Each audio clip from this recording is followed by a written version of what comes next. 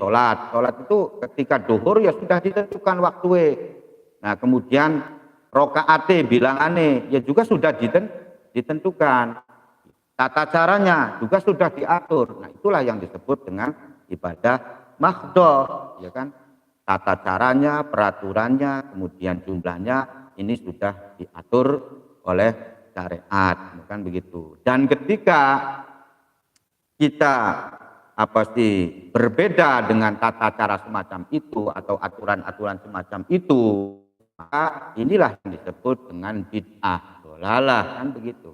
Jadi bid'ah dhalalah itu ya semacam itu, ketika kita merubah sesuatu yang pancen sudah ditentukan, sudah dipastikan. Ya, jadi misalkan zuhur itu 4 rakaat, kita tambahi menjadi 5 rakaat, kan begitu. Nah, itu kan berarti merubah sesuatu yang pancen sudah ditetapkan tata carae atau jumlahnya, kan begitu.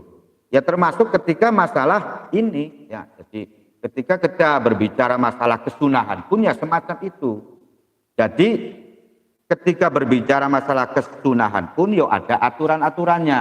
Jadi ketika tidak sesuai dengan tata cara yang disunahkan, ya maka kita juga tidak mendapatkan kesunahan. Kan konon. Contohnya misalkan tata caranya itu paling maksimal itu kita harus membasuh 3 kali. Nah kemudian kita membasuhnya sampai 4 kali atau 5 kali atau 6 kali. Nah itu walaupun lebih banyak itu berarti tidak mendapatkan kesunahan. Ya, jadi kalau mahdhah yang sudah ditetapkan, ketika kita merubahnya, ya bisa jadi kalau memang itu syariat, ya berarti kita bid'ah dhalalah, ya kan?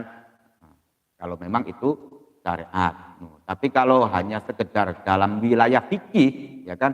Dalam wilayah fikih itu apa? Dalam wilayah fikih itu adalah kita berbeda dengan pemahaman yang diberikan oleh para ulama, ya. Itu namanya fikih. Nah, maka itu akan hasilnya paling antara makruh, kan begitu ya. Tidak sampai kepada bid'ah atau haram, kan begitu. Jadi ya contoh semacam ini ya, semacam ketika kita berlebihan dalam tata cara membasuh. Nah kalau yang ghairu mahdhah ya silakan, kita tidak ditentukan, ya kan? Namanya juga ghairu mahdhah itu tidak ditentukan, waktunya tidak ditentukan, tata caranya pun ya kita juga tidak ditentukan. Ya marhabanan ya silakan, waktu kapan bae terserah, ya kan? Apanan subuh, apanan jam 7, apanan jam 12 bengi, apanan kapanpun ketika kita membaca zikir, ketika kita bersolawat, ini tidak ditentukan. Menolong orang lah, ya enggak ditentukan. Kapanpun kita bisa menolong orang, ya kan. Jadi kalau memang sudah ditentukan, itulah yang disebut dengan mahdhah. Kalau yang belum ditentukan, berarti itu adalah menurut keinginan kita sendiri. Kapan kita tempatnya, ya kan. Jadi contoh kang wis ditentukan, misalkan ning masalah sedekah ya kayak ini masalah zakat, itu kan berarti sudah ditentukan, ya kan. Kalau yang tidak ditentukan ya berarti sedekah bebas namanya. Anu kan ditakon-takon di paman mangga.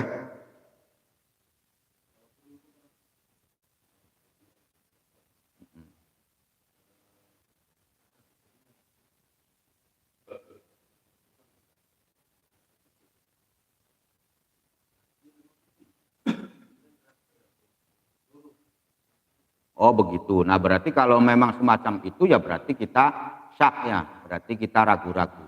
Ya ketika kita ragu-ragu ya kita ambil yang sedikit supaya kita mendapatkan kesunahan. Iki kita masuk kuping siji kuping loro, kan begitu.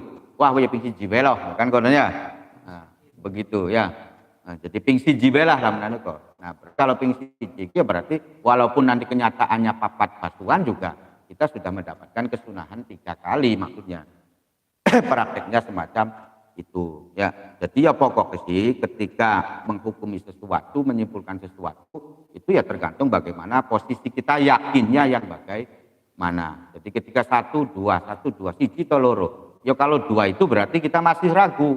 Tapi kalau 1 ya pastilah sudah pasti yakin, maka kita ambil yang sedikit, ya kan. Jadi ketika ambil yang sedikit walaupun kenyataannya, ya kan, walaupun kenyataannya kemudian wah ternyata kita ping papat keluyen membasuh apa sih kesunahannya, ya tetap mendapatkan kesunahan, bukan begitu.